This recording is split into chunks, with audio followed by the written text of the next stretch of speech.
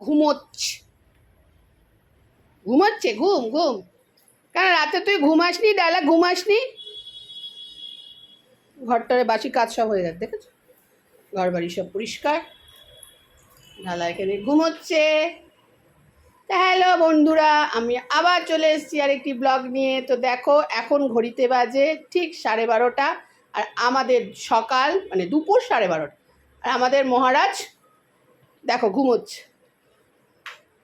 সমস্ত কাজ হয়ে গেছে, মাসি কাজ করে চলে গেছে, আমার মোটামুটি রান্না হয়ে গেছে। তো চলো দেখি আজকে কী কী রান্না করেছি বন্ধুরা।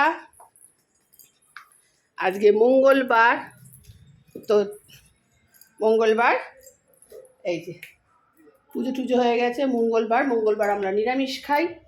তো চলো আজকে কি নিরামিষ হয়েছে দেখি বন্ধুরা। আচ্ছা তোমাদের দেখাই, এটা হচ্ছে সজনে ডাঁটা আলু দিয়ে পোস্ত, উচ্ছে আর আলু ভাজা। আর আমার ফেভারিট হচ্ছে মুগের ডাল উইথ গাজর টমেটো আর ধনেপাতা।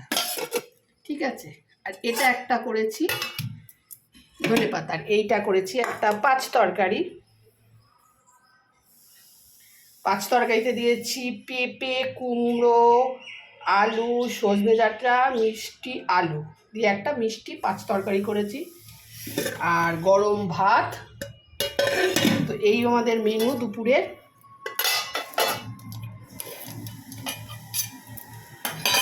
মঙ্গলবার কারা কারা নিরামিষ খাও অবশ্যই কমেন্ট করে জানাবে, ঠিক আছে?